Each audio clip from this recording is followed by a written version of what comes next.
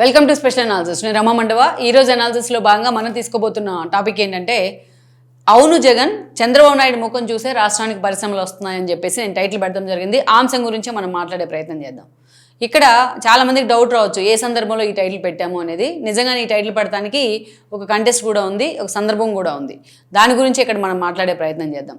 నిజంగానే ఈరోజు రాష్ట్రానికి పరిశ్రమలు వెల్లువెత్తున్నాయి. ఒక గూగుల్ ఏఐ డేటా సెంటర్ దగ్గర నుంచి ఈరోజు చూస్తే ఒక ఆర్సెల్ఆర్ మిట్టల్ స్టీల్ ప్లాంట్ వరకు ఈ మధ్యలో ఎన్నో సంస్థలు రాష్ట్రానికి వచ్చాయి, పేరున్న సంస్థలన్నీ. అయితే జగన్మోహన్ రెడ్డి గురించి ఇక్కడ మనం మాట్లాడుకునే ప్రయత్నం చేద్దాం. జగన్మోహన్ రెడ్డి ఎప్పుడు మాట్లాడినా, ఎక్కడ మాట్లాడినా రాష్ట్రానికి వస్తున్న పరిశ్రమల గురించి మాట్లాడే క్రమంలో జగన్మోహన్ రెడ్డి ఎప్పుడు కూడా ఒక డైలాగ్ వేసేవాళ్ళు. చంద్రబాబు నాయుడు అందమైన సుందర ముఖార విందాన్ని చూసి రాష్ట్రానికి పరిశ్రమలు వచ్చాయా అని చెప్పి మాట్లాడేవాళ్ళు.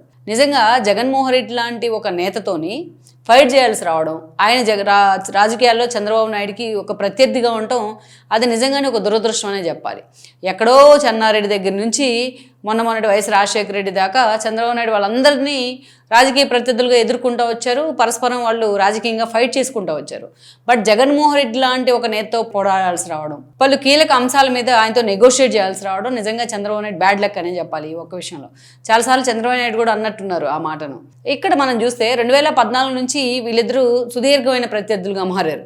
ఎందుకంటే 14 సాధారణ ఎన్నికల్లో జగన్మోహన్ రెడ్డి ఎదుర్కొన్నారు. అంతకుముందు 12 ఉప ఎన్నికలను ఎదుర్కొన్నారు. కానీ బట్ అప్పుడు 3 పార్టీలు ఉండేవి, కాంగ్రెస్ కూడా ఉండింది ఆ రోజున. అయితే ఆ 14 ఎన్నికల్లో ఎదుర్కొన్న దగ్గర నుంచి ఆ రోజు రాష్ట్రం ఒక అనాథలా మిగిలింది, విడిపోయి ఒక విభజిత ఆంధ్రప్రదేశ్ అది.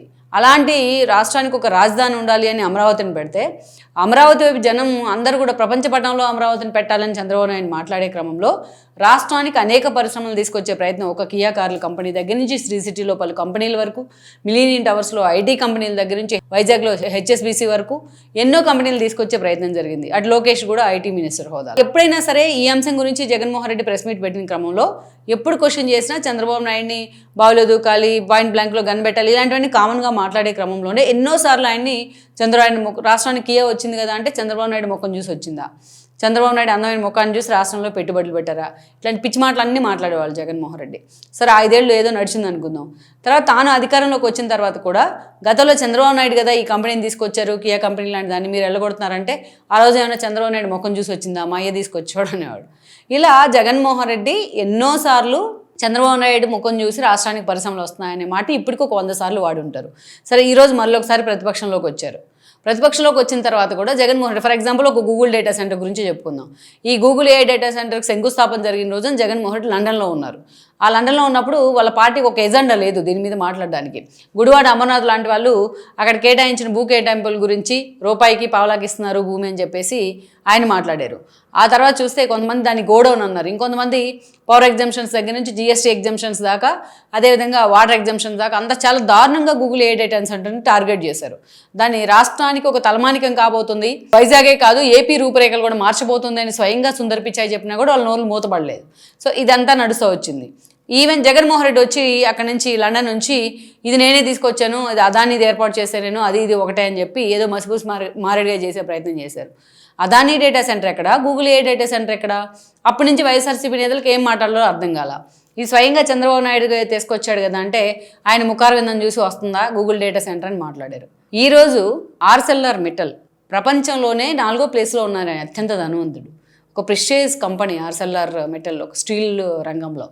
అలాంటి వ్యక్తులు వచ్చి ఆయన కొడుకు ఆదిత్య మిట్టల్ అండ్ దెన్ లక్ష్మీనారాయణ మిట్టల్ ఇద్దరూ వచ్చి 1.35 lakhs crores అంత వర్తున్న కంపెనీని ఈరోజు వైజాగ్ కేంద్రంగా శంకుస్థాపన చేశారు. అది కూడా అటు పవన్ కళ్యాణ్, ఇటు లోకేష్, చంద్రబాబు నాయుడు ముగ్గురు కూడా దాంట్లో పాల్గొన్నారు, అటు కుమారస్వామితో సహా. ప్రపంచం అంతా చూస్తూ ఉంది ఈరోజు దాన్ని. ఎందుకు చూస్తూ ఉంది? మోడీ కూడా ఆ కంపెనీ ఏపీకి రావడం పట్ల అది ఏపీ రూపురేఖలు మార్చబోతోందని చెప్పేసి ఆయన మాట్లాడింది. ప్రపంచంలోనే అతిపెద్ద స్టీల్ ఉత్పత్తి కేంద్రం కాబోతుంది అది. రేపు 28 కల్లా ఫస్ట్ ఫేజ్ 2000 ఎకరాలు ఆల్రెడీ ల్యాండ్ అలొకేషన్ చేస్తున్నారు, రైతులు కూడా స్వచ్ఛందంగా ఇస్తూ ఉన్నారు. సో ప్రపంచంలోనే అతిపెద్ద స్టీల్ తయారీ కేంద్రం కాబోతుంది అది. దీని మీద ఎంత వ్యతిరేకత పోరు చేసినా వైజాగ్ స్టీల్ ప్లాంట్ మూతేయడానికే తీసుకొచ్చారని చెప్పినా ఈరోజు వైజాగ్ స్టీల్ ప్లాంట్లు కూడా విచిత్రంగా ప్రాఫిట్లోకి వచ్చింది చూడండి. అంటే పాలకుడు ఎలా ఉంటే, సరైన పాలకుడు ఉంటే రాష్ట్రం ఎలా ఉంటుంది అనడానికి ఇదే ఒక ప్రత్యక్ష ఉదాహరణ. సో 1,00,000 ఉద్యోగాలు రాబోతున్నాయి ప్రత్యక్షంగా పరోక్షంగా అని చెప్తా ఉన్నారు. దీనికి సంబంధించి పోర్టు కనెక్టివిటీకి కూడా యాక్టివ్ పోర్టు కూడా ఏర్పాటు చేయబోతూ ఉన్నారు. అయితే ఇక్కడ ఈరోజు జగన్మోహన్ రెడ్డికి చెప్పాలనుకుంటుంది ఏంటంటే, ఈరోజు చంద్రబాబు నాయుడు ముఖం చూసే వచ్చినాయి పరిశ్రమలు అన్నీ కూడా. ఇక్కడ జగన్మోహన్ రెడ్డి గుర్తుపెట్టుకోవాల్సింది, ఆయన భాషలో చెప్పాలి కాబట్టి మనం ముఖం చూసి వచ్చినాయని చెప్తున్నాం. కానీ ఇక్కడ ఏ పరిశ్రమ కూడా రాష్ట్రానికి ఎవరు ముఖం చూసి రాదు. రాష్ట్రంలో ఒక పాజిటివ్ వైబ్ క్రియేట్ అయితే, రాష్ట్రంలో ఏదో జరుగుతోంది నిజంగానే, గవర్నమెంట్ బాగుంది, వాళ్ళ వైపు నుంచి వస్తున్న రాయితీలు బాగున్నాయి, ఇంటెన్సివ్స్ బాగున్నాయని వాళ్ళు ఒక అసెస్మెంట్ ఉంటే రాష్ట్రానికి పరిశ్రమలు వస్తాయి. ఇక్కడ ఈరోజు రాష్ట్రానికి పరిశ్రమలు వస్తుంది చంద్రబాబు నాయుడు బ్రాండ్ వాల్యూ చూసి, లోకేష్ కష్టం చూసి. చంద్రబాబు నాయుడుకి ఒక బ్రాండ్ ఉంది. నేను ఎప్పుడు చెప్తా ఉంటాను ఈ మాట. చంద్రబాబు నాయుడికి వైఎస్ రాజశేఖర రెడ్డిల వాళ్ళ మామ ఎన్టీఆర్లో ఆకర్షణ శక్తి లేకపోయి ఉండొచ్చు. నేను ఎప్పుడు కూడా చంద్రబాబు నాయుడు గురించి ఒక మాట చెప్తూ ఉంటాను. చంద్రబాబు నాయుడు అంటేనే ఒక బ్రాండ్. ఆయన తన మామ ఎవరైతే ఎన్టీఆర్ ఉన్నాడో ఆయనలాగా అందగడు కాలేకపోయి ఉండొచ్చు జగన్మోహన్ రెడ్డి భాషలో చెప్పాలంటే, లేకపోతే వైఎస్ రాజశేఖర రెడ్డిల ఆకర్షణ శక్తి లేకపోయి ఉండొచ్చు. అంతేకాదు ఒక రేవంత్ రెడ్డిలా మాటకారి కాకపోయి ఉండొచ్చు, ఒక కేసీఆర్లా మోసకారి కాకపోయి ఉండొచ్చు. అయినా సరే ఈరోజు చంద్రబాబు నాయుడు పేరంటే ఒక బ్రాండ్. ఆ బ్రాండే ఈరోజు రాష్ట్రానికి అమరావతిని తీసుకొచ్చింది. ఈరోజు అమరావతికి ఆ స్థాయిలో రైతులు భూములు ఇచ్చేలా చేసింది. అది కూడా ఒక లాఠీ విరగకుండా, ఒక రక్తం బొట్టు చెందకుండా. ఆ బ్రాండే హెచ్ఎస్బీసీ దగ్గర నుంచి నేటికి ఆక్సిజన్ దాకా అన్నిటిని తీసుకొచ్చింది రాష్ట్రానికి. ఆ బ్రాండే ఈరోజు అమరావతి పునర్నిర్మాణాన్ని స్టార్ట్ చేస్తూ ఉంది.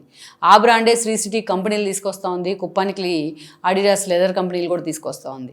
ఈరోజు ప్రపంచ ప్రఖ్యాతిగాంచిన ఆర్ఎస్ఎల్ఆర్ మిట్టల్ నిప్పన్ కలిసి సంయుక్తంగా స్టీల్ ప్లాంట్ని కూడా, అతిపెద్ద స్టీల్ ప్లాంట్ని ప్రపంచంలోనే ఏర్పాటు చేయబోతూ ఉన్నాయి. ఇది చంద్రబాబు నాయుడు బ్రాండ్ చూసి వచ్చినవే. జగన్మోహన్ రెడ్డికి తెలీదా? హైటెక్ సిటీ ఎప్పుడైతే మా నాన్న శంకుస్థాపన చేశాడు, జనార్దన్ రెడ్డిని భూమి పూజ చేశాడని చెప్తూ ఉంటాడు ఆయన. ఇక్కడ గుర్తుపెట్టుకోవాల్సింది ఏంటంటే జగన్మోహన్ రెడ్డి హైటెక్ సిటీని చంద్రబాబు నాయుడు కట్టిన తర్వాతే ఆ రోజు హైదరాబాద్ వైపు మొత్తం ప్రపంచం చూసింది. దానిలో భాగమే మైక్రోసాఫ్ట్ కానీ, ఇన్ఫోసిస్ కానీ, అదేవిధంగా ఒక IBM కానీ, ఇవన్నీ ఏ స్థాయిలో వాటిని తీసుకురావడానికి ఆయన కష్టపడ్డాడు, ఫైళ్ళు పట్టుకొని రోడ్ల మీద తిరిగాడు, ఏ స్థాయిలో ఆయన ఎన్నో నిద్రలేని రాత్రులు గడిపాడు. మీకు జగన్మోహన్ రెడ్డి కనీసం గత చరిత్ర చదువుకుంటే గుర్తొస్తుంది జగన్మోహన్ రెడ్డికి ఇవన్నీ. IBM ఫస్ట్ బెంగళూరులో పెట్టాలనుకుంది కంపెనీని.